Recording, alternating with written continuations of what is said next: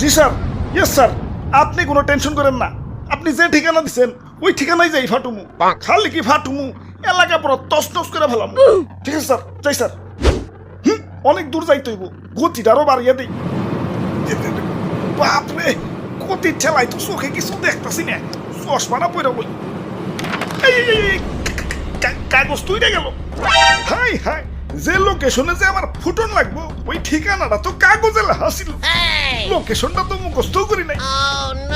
কাম সারছে, কি করি এখন তো ব্যাগ গিয়ারও দিয়া পারো না। না, আমার তো কোনো না কোনো জায়গায় যে ফুটনই লাগবো। কি করি কই পুরি। ওই তো সবুজ শ্যামল একটা দেশ দেখা যাইতেছে।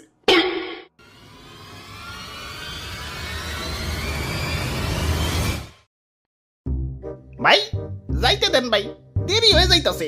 আব্বে হালায়, তুমি কোন এসে দেখছো? চাঁদা পয়েন্ট, মানে চাঁদা ছাড়া ঢুকতে দন যাবো না। ওরে বাপুরে, ইয়া চাঁদা দেও আর আগে বাড়াও।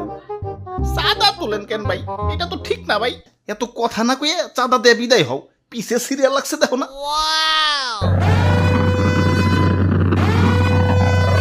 আরে আরে খারাও, তো তাড়াহুড়া গেলা। ওই আমার পথ আটকেও না, আমার একটু সামনে গিয়া ফুটতে হইব। কিন্তু সামনে যাইতে হলে যে চাঁদা দেওয়া লাগবো। এই চাঁদা হবাই চাঁদা, এই রাস্তা দিয়ে যেই যাইবো তারই চাঁদা দিতে হইব। দেন আপনার চাঁদা দাদা 150 টাকা। 150 টাকা? এই আমার কাছে কোনো টাকা নাই। টেকা না থাকলে তো যাইতে দেন যাবো না। ওই ইমার্জেন্সি ভাই, আমার একটু সামনে যাই ফুটন লাগবো, যাইতে দাও ভাই।